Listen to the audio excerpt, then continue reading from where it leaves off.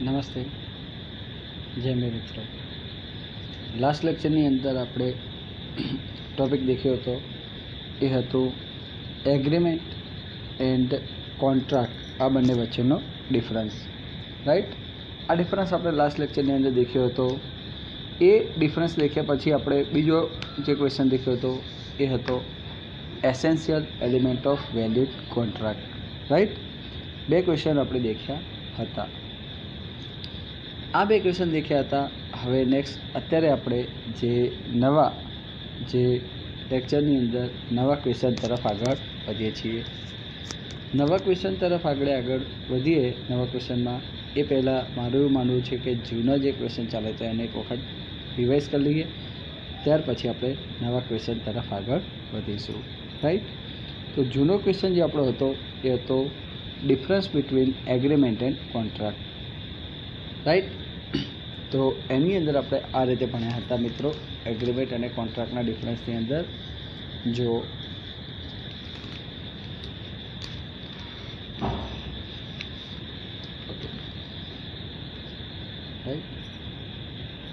Agreement શું કહે છે? Depend upon social relationship. Agreement શેના પર ડિપેન્ડ છે? સોશિયલ રિલેશનશિપ ઉપર ડિપેન્ડ છે. જ્યારે કોન્ટ્રાક્ટ છે depend upon financial performance and A depend છે ફાઇનાન્શિયલ પરફોર્મન્સ એન્ડ મેટર. એટલે કે કોન્ટ્રાક્ટ છે એ ફાઇનાન્શિયલ પરફોર્મન્સ અને જે ફાઇનાન્શિયલ મેટર હોય એના પર ડિપેન્ડ કરે છે. એગ્રીમેન્ટ શેના પર ડિપેન્ડ કરે છે? સોશિયલ રિલેશનશિપ ઉપર. એગ્રીમેન્ટ ક્યારે થાય? જ્યારે બે વ્યક્તિઓ વચ્ચે સોશિયલ કોઈ રિલેશનશિપ હોય, કે સોશિયલ એકબીજા વચ્ચે કોઈ મેળ હોય તો એગ્રીમેન્ટ થાય છે. જ્યારે કોન્ટ્રાક્ટ છે એ depend upon financial performance and matter, એટલે કે ફાઇનાન્શિયલ મેટર હોય અને પરફોર્મન્સ હોય તો જ કોન્ટ્રાક્ટ થાય છે. રાઈટ, એગ્રીમેન્ટ જે છે એની અંદર સોશિયલ રિલેશનશિપ કઈ રીતે કહી શકાય કે એક વ્યક્તિ બીજા વ્યક્તિને કોઈ પ્રપોઝલ કરે છે, સામે બીજો વ્યક્તિ એને એક્સેપ્ટ કરે. જ્યારે કોન્ટ્રાક્ટની અંદર શું છે? ફાઇનાન્શિયલ પરફોર્મન્સ એન્ડ મેટર, એટલે કે એની અંદર ફાઇનાન્શિયલ પરફોર્મન્સ અને ફાઇનાન્શિયલ મેટર હોય તો જ કોન્ટ્રાક્ટ બને. મતલબ ઇકોનોમિકલ મેટર હોય અને જે ઇન્ફોર્સેબલ બાય લો હોય તો જ કોન્ટ્રાક્ટ બને છે, અધરવાઇઝ બને નહીં. Purpose not to create obligation for performance in every agreement, એટલે કે બધા જ એગ્રીમેન્ટની અંદર એ લીગલ ઓબ્લિગેશન ક્રિએટ થતું નથી, કે એની અંદર લીગલ એગ્રીમેન્ટ એ ક્રિએટ કરાવી શકતો નથી કે ના ભાઈ એને પરફોર્મ કરવું પડશે જ, તો તમે લીગલ ઓબ્લાઇઝ કરી શકતા નથી. જ્યારે અહીંયા કોન્ટ્રાક્ટની અંદર to create legal obligation to enforce it, કોન્ટ્રાક્ટની અંદર તમે કોન્ટ્રાક્ટ ઇન્ફોર્સ કરવા માટેનું લીગલ ઓબ્લાઇઝ કરી શકો છો કે ભાઈ આ તારે ઇન્ફોર્સ કરવો પડશે જ, એવું તમે એને લીગલ ઓબ્લાઇઝ કરી શકો છો. કમ્પેરિઝન, તો કમ્પેરિઝન શું કહે છે કે all agreement are not contract. Right, બધા જ એગ્રીમેન્ટ કોન્ટ્રાક્ટ નથી બનતા. બધા જ કોન્ટ્રાક્ટ બનવા પહેલાં એગ્રીમેન્ટ બને, પણ બધા એગ્રીમેન્ટ કોન્ટ્રાક્ટ બનતા નથી. અમુક એગ્રીમેન્ટ એવા પણ હોય કે જે વોઇડ હોય, કે જે એગ્રીમેન્ટ કરી નાખ્યા પણ વેલિડ નથી, તો એ કોન્ટ્રાક્ટ બનતા નથી. અને બીજું કે છે ઓલ કોન્ટ્રાક્ટ આર એગ્રીમેન્ટ, બધા કોન્ટ્રાક્ટ બનતા પહેલાં એ એગ્રીમેન્ટ હોય છે, એગ્રીમેન્ટ બન્યા બાદ એમાંથી એ કોન્ટ્રાક્ટ બનતા હોય છે. એટલે ઓલ કોન્ટ્રાક્ટ આર એગ્રીમેન્ટ. શું કહે છે? ફરીથી, all agreement are not contract but all contract are agreement, એટલે કે બધા એગ્રીમેન્ટ કોન્ટ્રાક્ટ નથી હોતા પણ બધા કોન્ટ્રાક્ટ એગ્રીમેન્ટ હોય છે.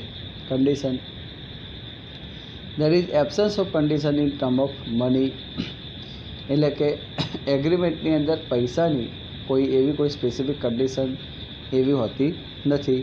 જ્યારે કોન્ટ્રાક્ટની અંદર ફાઇનાન્શિયલ કન્ડિશન હોય છે. And adequacy of consideration is not required, મતલબ કે કોન્ટ્રાક્ટ થવા માટે ફાઇનાન્શિયલી કન્સિડરેશન હોય છે, કન્ડિશન હોય છે કે આટલી કન્ડિશન ફૂલફિલ થવી જોઈએ. જો કન્ડિશન ના હોય તો એ કોન્ટ્રાક્ટ કહેવાશે નહીં. રાઈટ, એટલે કન્સિડરેશન એની અંદર હોય છે, ફાઇનાન્શિયલી કન્સિડરેશન હોય છે. જો કન્સિડરેશન ના હોય તો એ કોન્ટ્રાક્ટ કહેવાય નહીં. એટલે કન્સિડરેશન હોવું જોઈએ.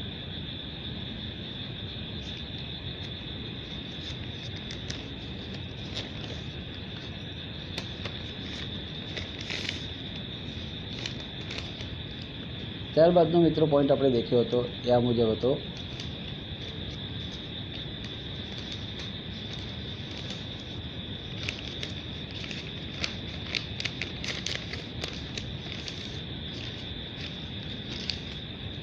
એ આ મુજબ હતો પોઈન્ટ.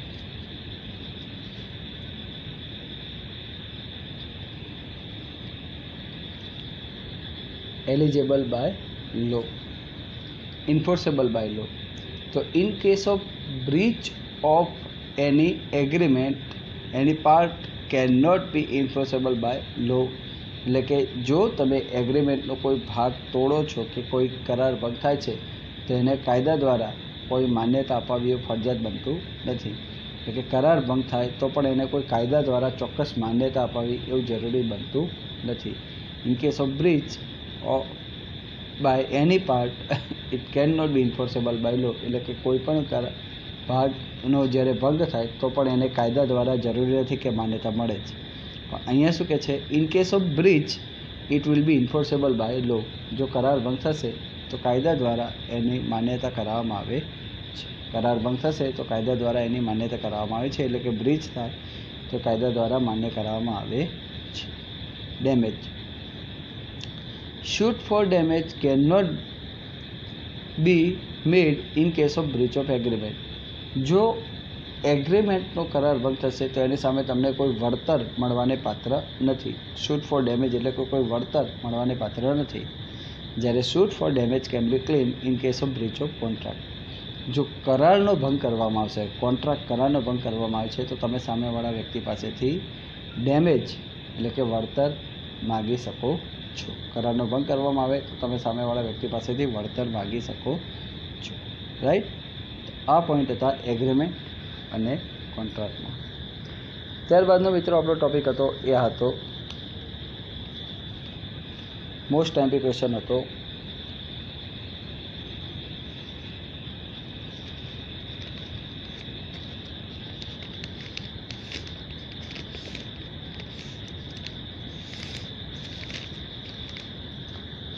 ક્વેશ્ચન આ રીતે છે મિત્રો, essential element of valid contract. Question શું છે? Essential element of valid contract એટલે કે માન્ય કરાર બને, વેલિડ કરાર બને તો એના માટે કયા કયા એલિમેન્ટ હોય છે. એલિમેન્ટ એટલે તત્વો, એટલે કે માન્ય કરાર થવા માટેના આવશ્યક તત્વો. ચોક્કસ કરાર બનાવવા માટે કયા તત્વો લાગુ પડે, આવશ્યક તત્વો, એ અહીંયા માટેનો ક્વેશ્ચન હતો. એકોર્ડિંગ ટુ સેક્શન 10 આપણે વાત કરીએ ઓફ કંપની એક્ટ, રાઈટ. તો of Indian contract act, sorry company act નહીં, according to section 10 of Indian contract act. Indian contract એક્ટની સેક્શન 10 મુજબ આપણને આટલા જોવા મળે કે આટલા એલિમેન્ટ હોય તો વેલિડ કોન્ટ્રાક્ટ કહેવાય. પહેલું છે કોમ્પિટન્ટ પાર્ટી. કોમ્પિટન્ટ પાર્ટી એટલે આપણે દેખ્યું હતું કે જે વ્યક્તિ કરાર કરવા માટે લાયક હોય, કોમ્પિટન્ટ હોય એટલે કે કરાર કરવા માટે સક્ષમ હોય, એવી સક્ષમ પાર્ટી હોવી જોઈએ. એની એજ થયેલી હોવી જોઈએ, સાઉન્ડ માઇન્ડનો હોવો જોઈએ એટલે કે ડાયો વ્યક્તિ હોવો જોઈએ, રાઈટ. અને ડઝ નોટ ડિસક્વોલિફાઈડ બાય લો એટલે કે એને કાયદા દ્વારા અમાન્ય ના ગણવામાં આવેલો હોય, અથવા તો કાયદાએ લો દ્વારા એને અમાન્ય વ્યક્તિ ગણવામાં આવેલો ના હોય, એવી પાર્ટી કોમ્પિટન્ટ કહેવાય. એટલે કે ઇનકોમ્પિટન્ટ પાર્ટી કઈ કહેવાય? તો જેની એજ નથી થઈ, જેમ કે માઇનોર, 18 વર્ષથી ઓછી ઉંમરનો. અનસાઉન્ડ માઇન્ડ, બીજા નંબરે અનસાઉન્ડ માઇન્ડ એટલે કે જે કોઈ અનસાઉન્ડ માઇન્ડનો છે એટલે કે ડાહ્યું મગજ નથી એવો વ્યક્તિ, રાઈટ. ડઝ નોટ ડિસક્વોલિફાઈડ બાય લો, અને મતલબ ત્રીજો એવો વ્યક્તિ છે કે આર ડિસક્વોલિફાઈડ બાય લો એટલે કે જે વ્યક્તિને કાયદાએ જ માન્યતા નથી આપી, એવો ડિસક્વોલિફાઈડ વ્યક્તિ. તો આવા જે વ્યક્તિઓ છે એ કોન્ટ્રાક્ટ કરવા માટે લાયક કહેવાતા નથી. અને જે વ્યક્તિની પ્રોપર એજ થઈ ગઈ છે, સાઉન્ડ માઇન્ડ છે અને ક્વોલિફાઈડ બાય લો એટલે કે કાયદા એને માન્ય આપે છે, ડઝ નોટ ડિસક્વોલિફાઈડ, કાયદા એને અમાન્ય ગણ્યો નથી, કાયદા એને અમાન્ય નથી ગણ્યો એટલે કે માન્ય ગણ્યો છે, એવા વ્યક્તિને કોમ્પિટન્ટ પાર્ટી કહેવાય છે, એટલે કે કરાર કરવા માટે સક્ષમ પાર્ટી.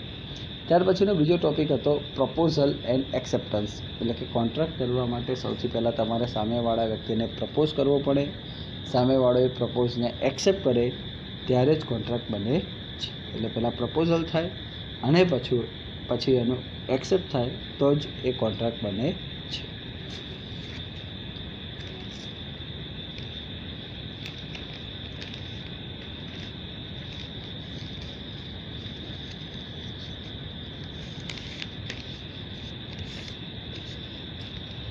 ત્યારબાદનો મિત્રો આપણે ટોપિક દેખ્યો હતો એ છે આ રીતે હતો,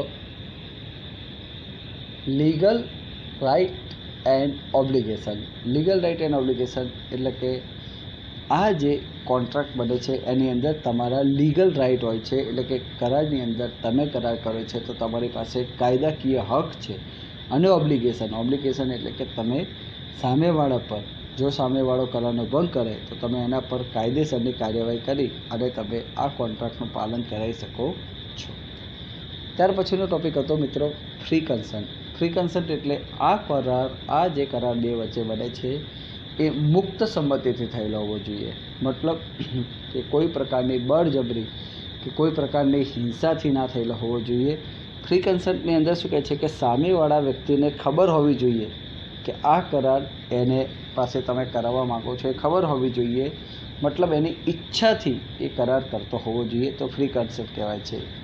જો એની સામે તમે બળજબરી કરો, કોર્સિયન એટલે કે બળજબરી કરો, અથવા તો અનડ્યુ ઇન્ફ્લુઅન્સ એટલે કે અયોગ્ય લાગવટ લગાડો, કે ના કોઈની લાગવટ લગાડીને કામ કરાવો, ફ્રોડ કરો એટલે કે એની સાથે તમે કોઈ દગો કરો, મિસરિપ્રેઝન્ટેશન એટલે કે આ માહિતી એને ખોટી બતાવી અને એની સંમતિ લઈ લો, મિસ્ટેક એ વ્યક્તિ પાસે ભૂલ થઈ જાય અને તમે એની સંમતિ લઈ લો, તો આવા બધા કરાર છે એને ફ્રી કન્સન્ટ કહેવાશે નહીં.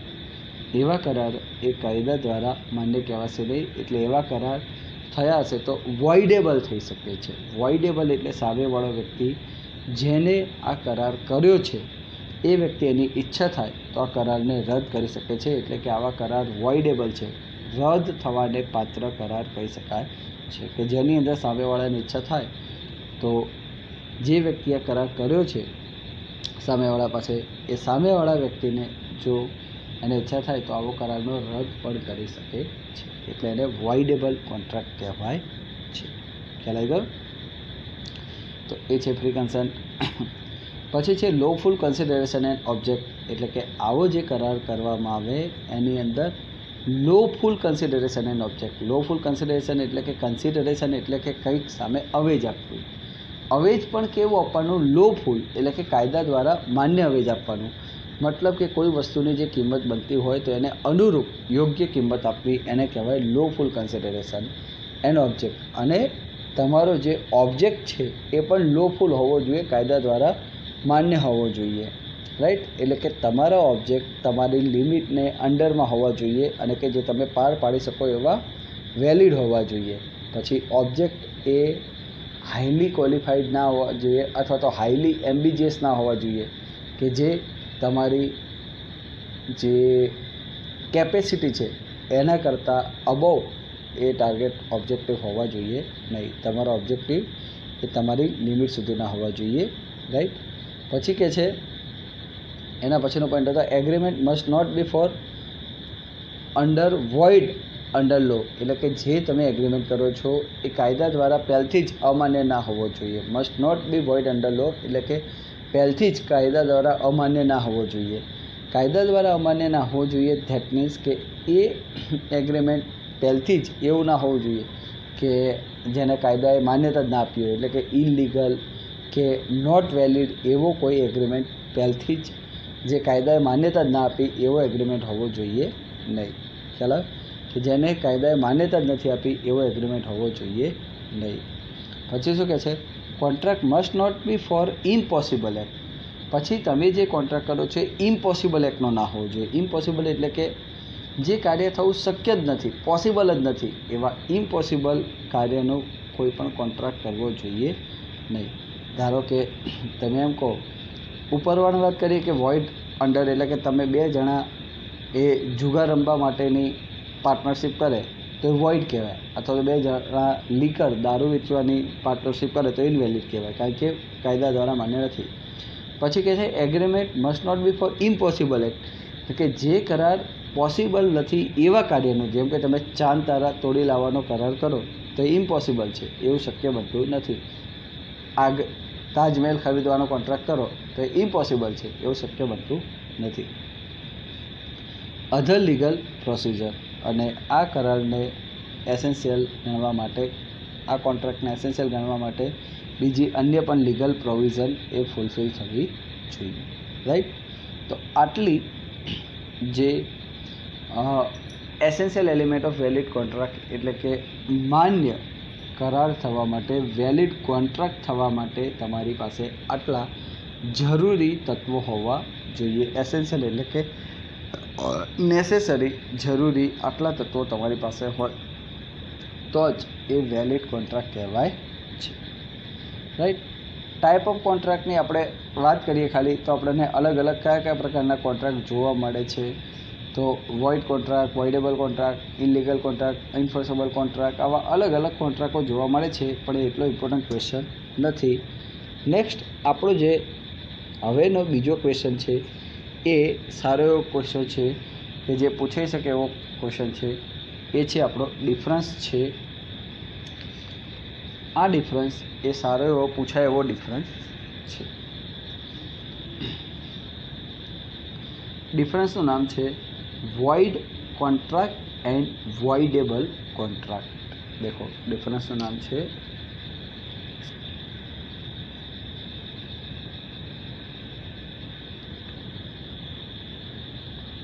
Void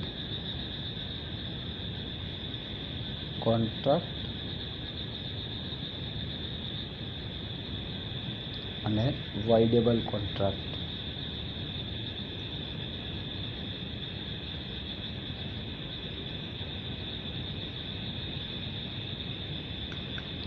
void contract and voidable contract.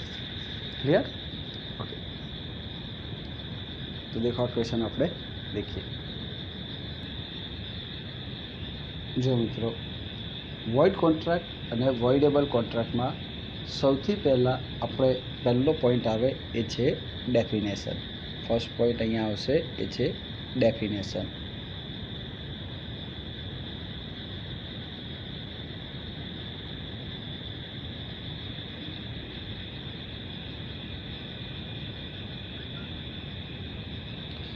void contract શું કહે છે મિત્રો? a contract which is not enforceable by law is called as void contract. void no meaning શું થાય છે કે જેને પહેલથી જ કાયદા દ્વારા અમલમાં મૂકવાની માન્યતા જ નથી મળતી એ કહેવાય void contract.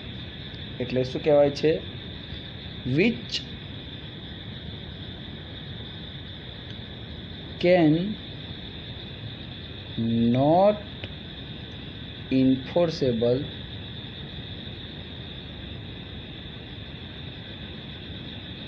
not enforceable by law. કે જેને કાયદા દ્વારા માન્યતા મળતી નથી. which cannot be enforceable by law is called as void contract. અને void contract કહે છે કે જેને પહેલથી જ એ માન્યતા મળતી નથી એવા કરારને void contract કહે છે કે જેને પહેલથી જ માન્યતા મળતી નથી. which is null ab initio. આને બીજા શબ્દોમાં એવું કહેવું તો which is null ab initio. null ab initio એટલે કે શરૂઆતથી જ એ રદ બાતલ છે. ab initio એટલે શરૂઆતથી જ એ રદ બાતલ છે. which cannot be enforceable by law.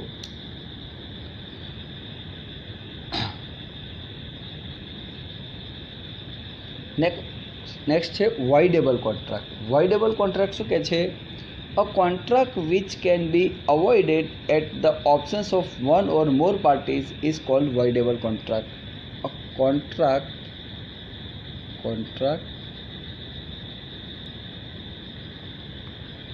which can be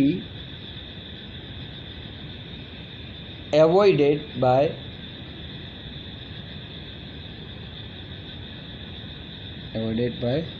one or more parties એને કહેવાશે voidable contract. ખ્યાલ આવી ગયો? પેલું void which cannot be enforceable by law. જે કોન્ટ્રાક્ટને કાયદા દ્વારા માન્યતા જ નથી મળતી. cannot be enforceable by law એટલે કે કાયદા દ્વારા જેને માન્યતા મળતી જ નથી. કરાર એને કાયદો એને માન્યતા આપતો જ નથી એવો કોન્ટ્રાક્ટ એ void કહેવાય. અને voidable એટલે કે which can be avoided by one or more parties એટલે કે જે વ્યક્તિને આનાથી નુકસાન થયું છે એવો વ્યક્તિ અથવા એક કરતાં વધારે આવા વ્યક્તિઓ એ આ કરારને ઈચ્છા થાય તો રદ બાતલ કરાવી શકે છે. જરૂરી નથી કે એને રદ બાતલ કરાવવું જ. ઈચ્છા થાય તો એ રદ બાતલ કરાવી શકે છે. અધરવાઇઝ એને ચાલુ રાખવું હોય તો ચાલુ પણ રાખી શકે છે. એટલે કે એની ઈચ્છા પર છે. Which is optional. A optional છે. રાઈટ. એક્ઝામ્પલ તરીકે સમજાવું. બહુ મસ્ત એક્ઝામ્પલ છે, સમજવા જેવું છે. ક્વેશ્ચન આવે એટલે આના રિલેટેડ એક્ઝામ્પલ છે એટલે સમજાવું છું કે which is avoidable by one parties.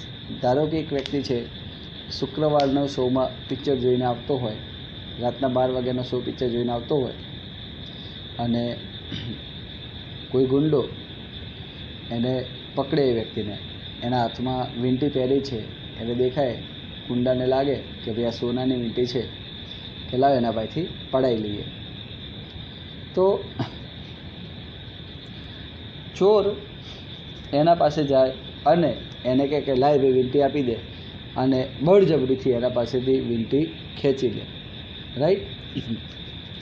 ચોર પ્રામાણિક હોય છે એટલે એ એમ કહે છે કે ભાઈ લે તારી વીંટી લીધી, પણ એના બદલામાં હું તને આ વીંટીના થશે 20-25 હજાર રૂપિયા હશે. ચોરને એવું લાગતું કે ભાઈ સોનાની વીંટી છે કે 20-25 હજાર થશે, કે એક કામ કર 25 હજાર તો નહીં પણ લે આના બદલામાં હું તને 5,000 આપું છું, કે જેથી તારો જીવ ના બળે.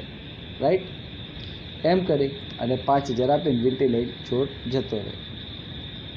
ત્યાર પછી જ્યારે ચોર ઘરે જાય છે, ચેક કરે છે, ત્યાર સુધી તેને લાગતું કે ના સોનાની જ છે, પણ સોનીના ત્યાં બતાવવા જાય ત્યારે સોની એમ ઘસીને ચેક કરે ત્યાં સોની તો ખબર પડે કે ભાઈ આ તો કે ખાલી સોનાનો ગ્લેડ જ ચલાવેલો હતો, બાકી કાયદેસર તો કે આ પિત્તાની કે તાંબાની છે વીંટી. એટલે સોની ચોરને કે ભાઈ તું મને છેતરવા આવે છે. એટલે સોની ચોરને એમ કહી દે કે ભાઈ આ તો મારે નથી જોતી, આ તો કે ખોટી નકલી છે, એમ કરીને ચોરને પાછી આપી દે. હવે ચોરને થઈ ગયું કે આ તો એની સાથે સીન થઈ ગયો, ચોરની સાથે સીન થઈ ગયો ને ચોરને એવું થયું કે એને આ સામેવાળાને આ વીંટી બળજબરીથી લીધી અને પછી એની સાથે સીન થઈ ગયો. એટલે ફરીથી જ્યારે 10-15 દિવસ રહીને ફરીથી જ્યારે એ વ્યક્તિ એ પિક્ચર જોઈને નીકળતો હોય છે અને ત્યાં પાછો એને એ જ ચોર મળે, અને એ ચોર એ સામેવાળા વ્યક્તિને એમ કે તે મારી સાથે ચીટિંગ કરી છે, ફ્રોડ કરી છે, અને તે મને ખોટી વીંટી આપી દીધી અને મારા પાસે 5,000 રૂપિયા લઈ લીધા, લે તારી ખોટી વીંટી લાય મારા 5,000. તો એવું કહી અને ચોર બળજબરીથી 5,000 પાછા માગે તો એ લઈ શકતો નથી. માની લો કે ચોર એ માગતો હોય ને એવા પોલીસ આવે અને આ મામલો પોલીસ સ્ટેશનમાં જાય, તો ચોર એમ કે ભાઈ મેં આ ભાઈને કે 5,000 આપે હતા ને એના પાસેથી આ વીંટી લીધી હતી ને એને મને એમ કીધું કે સોનાનું એવું કે, અને એમ કે મેં એના પાસેથી બળજબરીથી આ વીંટી લીધી હતી. રાઈટ. તો હવે આ કરાર રદ કરાવવો હોય તો એનો પાવર સામેવાળા વ્યક્તિ જે પેલો થિયેટરમાંથી મૂવી જોઈને આવ્યો તો એના પાસે પાવર છે. એટલે કે avoided by one or more party. એટલે કે આ કરારને એવોઇડ કરવો કે કન્ટિન્યુ રાખવો એ અધિકાર કોના હાથમાં છે? જે પિક્ચર જોઈને આવ્યો તો એ વ્યક્તિના હાથમાં. ચોરના હાથમાં એ અધિકાર નથી. આ કરારને ચાલુ રાખવો કે બંધ કરી નાખવો એ અધિકાર કોના હાથમાં છે? એવોઇડ કરવાનો અધિકાર જેની સાથે ફ્રોડ થયું છે એવા વ્યક્તિ પાસે છે. ફ્રોડ કોની સાથે થયું હતું? તો કે બળજબરી કોની સાથે થઈ હતી? તો કે સામેવાળા મૂવી જોઈને આવ્યો તો એ વ્યક્તિ પાસે. એટલે એ વ્યક્તિ પાસે અધિકાર છે કે એ આવો કરારને રદ કરવો હોય તો કરાવી શકે છે. ખ્યાલ આવ્યો? તો એને કહેવાય છે મિત્રો કે એવોઇડેબલ બાય વન પાર્ટી. ત્યાર પછી છે ઇન્ફોર્સમેન્ટ. બીજો પોઈન્ટ છે ઇન્ફોર્સમેન્ટ.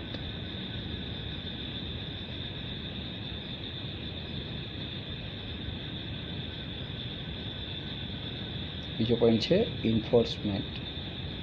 તો મિત્રો void agreement cannot be enforceable at all. Cannot be enforceable. Cannot be enforceable at all. That means શરૂઆતથી જ એને માન્યતા મળતી નથી. એટલે કે શરૂઆતથી જ એને એવોઇડ કરવાનો અધિકાર છે. એટલે કે શરૂઆતથી જ એને માન્યતા મળતી નથી. એટલે કે શરૂઆતથી જ એને એગ્રી થવાની કે શરૂઆતથી જ એને પરફોર્મ કરવાની માન્યતા મળતી નથી. શરૂઆતથી જ આ એગ્રીમેન્ટને મતલબ વોઇડ કોન્ટ્રાક્ટને માન્ય થવાની એટલે કે એને અમલમાં મૂકવાની કોઈ માન્યતા મળતી નથી. અને વોઇડેબલની અંદર આપણે હાલ એક્ઝામ્પલ આપીએ પ્રમાણે કે it will be enforceable on the optional if it is so exercise. એટલે કે voidable contract can be enforceable if the options so exercise. એટલે it will be enforceable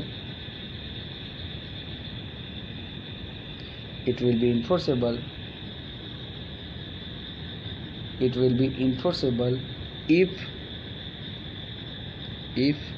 the options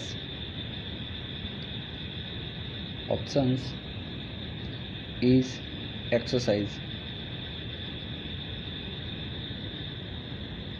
એટલે કે સામેવાળો વ્યક્તિ વિચારે કે ભાઈ આ કરારના એને અમલમાં મૂકવો છે જ, તો એની ઈચ્છા પ્રમાણે અમલમાં મૂકી શકે છે. ઓપ્શન્સ એક્સરસાઇઝ એટલે સામેવાળો ઈચ્છા ધરાવે કે ના એને આને અમલમાં રાખવો જ છે તો એ રાખી શકે છે. જેમ કે આપણે વાત કરી કે અહીંયા સામેવાળો પિક્ચર જોઈને આવેલો વ્યક્તિ તો એને ઈચ્છા કે ના ભાઈ હું તો ક્યાં કોન્ટ્રાક્ટ રાખી શક, ભલે તારે વિન્ટિંગ જે કરું હું તો 5,000 પાછા નહીં જ આપું, તો એ કોન્ટ્રાક્ટને ઇન્ફોર્સેબલ કરી શકે છે. રાઈટ. તેમજ ચોર એનું કશું જ પછી ઉખાડી શકે નહીં.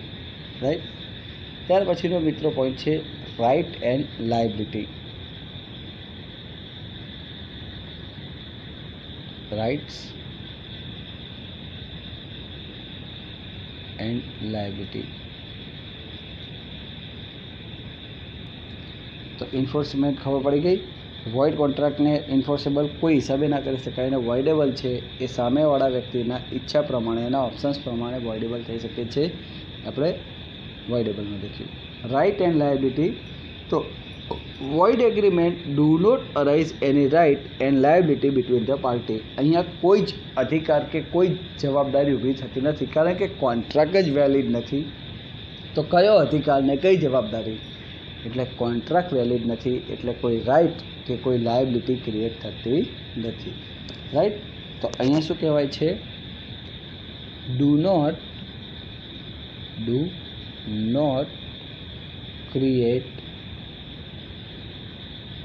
Not create any right and liability. કોઈ જ રાઇટ એટલે કે હક અને કોઈ જ જવાબદારી ઊભી થતી નથી. કોન્ટ્રાક્ટ જ વેલિડ નથી તો કયો હક અને કઈ જવાબદારી? એટલે કોન્ટ્રાક્ટ વેલિડ નથી એટલે કોઈ હક કે કોઈ જવાબદારી ઊભી થતી નથી. That means do not create any right and liability. એટલે કે અહીંયા કોઈ જ હક અને કોઈ જવાબદારી ઊભી થતી નથી. મતલબ કે આ વોઇડ કોન્ટ્રાક્ટ એ કોન્ટ્રાક્ટ જ નથી બનતો તો કોઈ હક અને જવાબદારી થવાનો કોઈ પ્રશ્ન જ નથી આવતો. કોન્ટ્રાક્ટ બને તો હક અને જવાબદારી થવાનો પ્રશ્ન આવે. અહીંયા તો કોઈ કોન્ટ્રાક્ટ જ નથી બનતો તો કોઈ હક અને જવાબદારી એ ઉદ્ભવવાનો પ્રશ્ન આવતો નથી. એટલે કે બે પાર્ટી વચ્ચે કોઈ હક અને કોઈ જવાબદારી ઉદ્ભવવાનો કોઈ પ્રશ્ન આવતો નથી. ક્લિયર? અહીંયા શું કહે છે વોઇડેબલની અંદર? In voidable contract there exists legal obligation and right and liability between the parties till it get void at the options of one of the party. એટલે કે અહીંયા જે વોઇડેબલ કોન્ટ્રાક્ટ છે એની અંદર લીગલ ઓબ્લિગેશન અને રાઇટ અને લાયબિલિટી બે party વચ્ચે થઈ શકે છે ટીલ ઇટ ગેટ વોઇડ. જો જ્યાં સુધી તમારો કોન્ટ્રાક્ટ વોઇડ નથી, જ્યાં સુધી તમારો કોન્ટ્રાક્ટ વોઇડ નથી ત્યાં સુધી સામેવાળા વ્યક્તિની જવાબદારી અને એની અંદર લીગલ રાઇટ ક્રિએટ કરી શકાય છે. એટલે કે લીગલ રાઇટ ક્રિએટ કરવા હોય તો કરી શકાય છે. રાઈટ. જેમ કે આપણા વીટીવાળા ઉદાહરણની અંદર વાત કરીએ તો સામેવાળા એમ કહે છે કે ના મારી સાથે બળજબરીથી કોન્ટ્રાક્ટ સાથે મને કરાર માન્ય નથી, તો એ પછી વોઇડ થઈ ગયો. પણ એ કે ના ભલે થયો, મને તો માને જ છે, તો એ ચાલુ રાખી શકાય.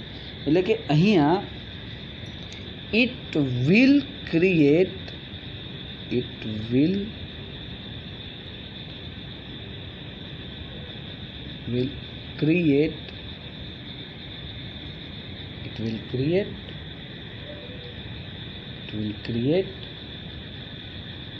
legal right, legal obligation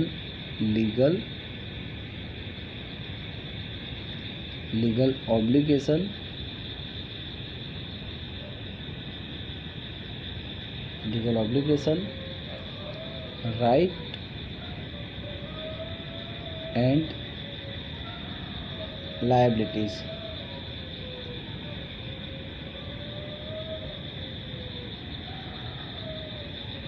It will create legal obligation, right and liabilities, right, between parties till it get void.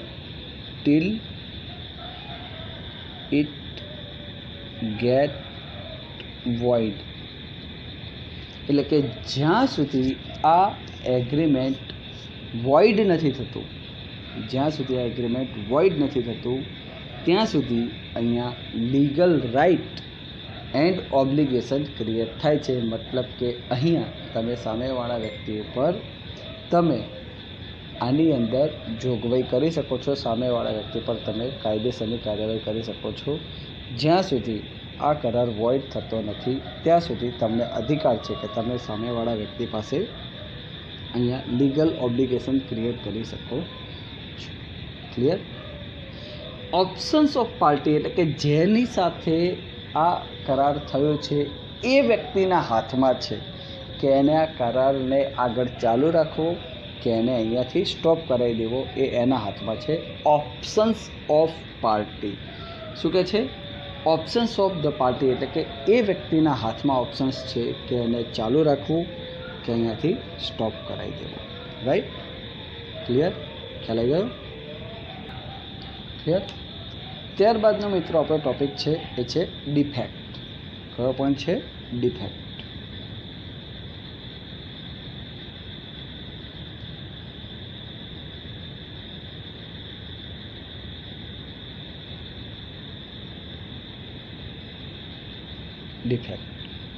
Defect શું કહે છે કે in a void contract the defect are incurable. જો કોઈ વોઇડ કોન્ટ્રાક્ટ હશે એની ડિફેક્ટ ઇનક્યુરેબલ છે. ઇનક્યુરેબલ એટલે કે એવી ડિફેક્ટને કોઈ માન્યતા આપવામાં આવશે નહીં, કારણ કે કોન્ટ્રાક્ટ જ વોઇડ છે, કોઈ કોન્ટ્રાક્ટ જ માન્ય નથી, તો એની ડિફેક્ટ ક્યાંથી માન્યતા મળે? એટલે એની ડિફેક્ટ કેવી કહેવાય? ઇનક્યુરેબલ, કે જેનું કોઈ સોલ્યુશન આવશે નહીં.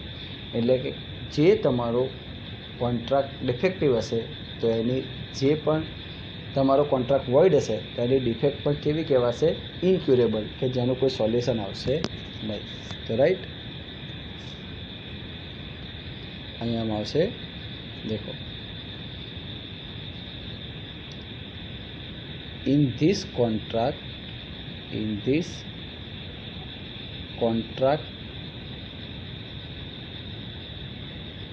defect is incurable.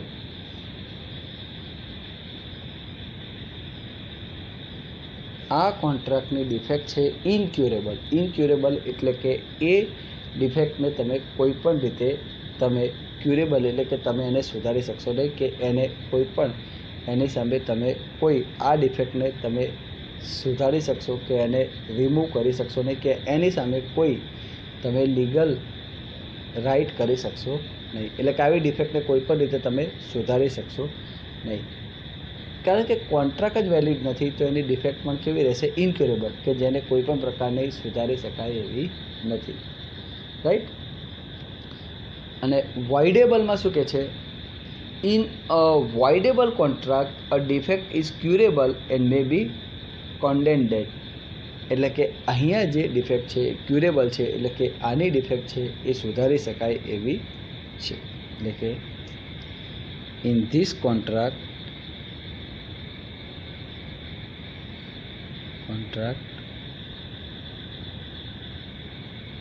defect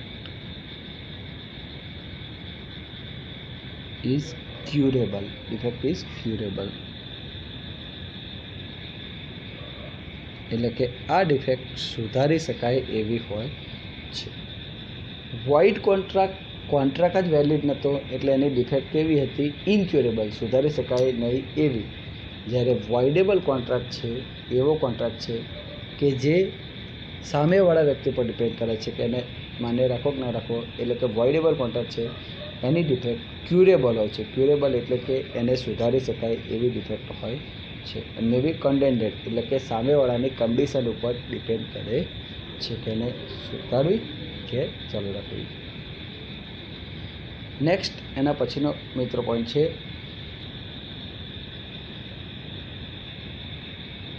પાંચમો point, right. In binding nature, it's binding nature. Binding nature એટલે શું કહે છે કે મિત્રો બિન્ડિંગ નેચર શું કહેશે? નેક્સ્ટ પોઈન્ટ છે બિન્ડિંગ nature. binding nature. Binding nature, that means void contract છે, it has no legally binding effect. Binding effect એટલે કે એને એપ્લાય થવું. Binding effect એટલે એપ્લાય થવું, લીગલી એપ્લાય થવું. તો આ જે void contract છે એ લીગલી એપ્લાય થતો નથી. નોટ લીગલી બિન્ડિંગ ઇફેક્ટ, એની કોઈ બિન્ડિંગ ઇફેક્ટ થતી નથી એટલે કે લીગલી એપ્લાય થતો નથી. નોટ legally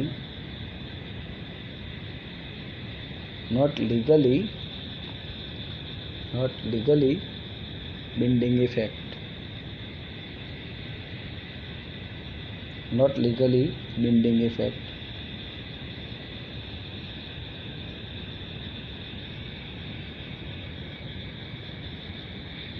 અને અહીંયા શું કહે છે? It has continued to be legal unless avoided by the parties entitled to do so. એટલે it has create binding, legally binding, create legally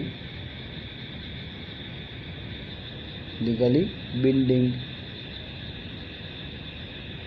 create legally binding, let's create legally binding and unless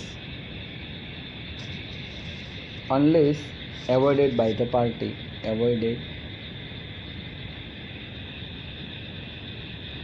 by the parties, unless avoided by the parties it will be binding, right. એટલે કે અહીંયા શું કહે છે કે આવો જે કોન્ટ્રાક્ટ છે એને લીગલી બિન્ડિંગ એટલે કે કાયદા દ્વારા એને માન્યતા આપે અને કાયદા દ્વારા એને ચલાવો. તો વોઇડ કોન્ટ્રાક્ટ કાયદા દ્વારા ચલાવી શકાતો નથી અને એને કાયદા દ્વારા ઇફેક્ટ આપી શકાતી નથી. પણ વોઇડેબલ કોન્ટ્રાક્ટ છે એને કાયદા દ્વારા ચલાવી શકાય છે અને કાયદા દ્વારા ઇફેક્ટ આપી શકાય છે, રાઈટ. તો આટલા આની અંદર આપણને પોઈન્ટ જોવા મળ્યા. ફર્સ્ટ પોઈન્ટ કયો જોવા મળ્યો આપણને? એ છે ડેફિનેશન વિચ, અહીંયા શું કહે છે? Void contract which can not be enforceable by law, એટલે કે જેને કાયદા દ્વારા માન્યતા મળી નથી એ વોઇડ કહેવાય. અને a contract which can be avoided by one or more party is called voidable contract. જે કોન્ટ્રાક્ટ એક અથવા એનાથી વધારે પાર્ટી દ્વારા અમાન્યતા આપી શકાતો એને ઓપ્શન્સ મળે છે અમાન્યતા આપવાનો, એવોઇડ કરવાનો, એવા કોન્ટ્રાક્ટને વોઇડેબલ કોન્ટ્રાક્ટ કહેવાય. ઇન્ફોર્સમેન્ટ, તો વોઇડ કોન્ટ્રાક્ટને કોઈ ઇન્ફોર્સમેન્ટ થતું જ નથી. વોઇડેબલને ઇન્ફોર્સેબલ થાય છે ઓપ્શનલી. આપણે એક્ઝામ્પલ પણ આ સારું આપ્યું. Right and liability, void contract પહેલથી જ ઇનવેલિડ છે તો કોઈ રાઇટ કે કોઈ લાયબિલિટી ક્રિએટ થતી નથી. વોઇડેબલ કોન્ટ્રાક્ટ છે એની અંદર લીગલ ઓબ્લિગેશન રાઇટ એ થાય છે ક્રિએટ જ્યાં સુધી એને એવોઇડ કરવામાં નથી આવતું ત્યાં સુધી, રાઇટ. ડિફેક્ટ, તો વોઇડ કોન્ટ્રાક્ટ વેલિડ જ નથી એટલે એની અંદર કોઈ ડિફેક્ટ એ એની અંદર જે ડિફેક્ટ છે બધી ઇનક્યુરેબલ છે. કોઈ ડિફેક્ટ એ ક્યુરેબલ છે નહીં એટલે સુધારી શકાય એવી છે નહીં. વોઇડેબલની અંદર જે ડિફેક્ટ છે એ ક્યુરેબલ છે એટલે કે સુધારી શકાય એવી હોય છે. બિન્ડિંગ નેચર, તો વોઇડ કોન્ટ્રાક્ટ છે એનો કોઈ બિન્ડિંગ ઇફેક્ટ લીગલી ઇફેક્ટ હોતી જ નથી જ્યારે વોઇડેબલની અંદર લીગલ ઇફેક્ટ એ રાખી શકાય છે, લીગલ ઇફેક્ટ આપણે ક્રિએટ કરી શકીએ છીએ, રાઈટ, જ્યાં સુધી સામેવાળી પાર્ટી અવોઇડ ના કરે ત્યાં સુધી. તો આ આપણને ક્વેશ્ચન દેખવા મળ્યો. નેક્સ્ટ ટાઈમ નેક્સ્ટ લેક્ચરમાં આપણે નેક્સ્ટ ક્વેશ્ચનથી આગળ વધીશું. ગુડ બાય, જય હિન્દ.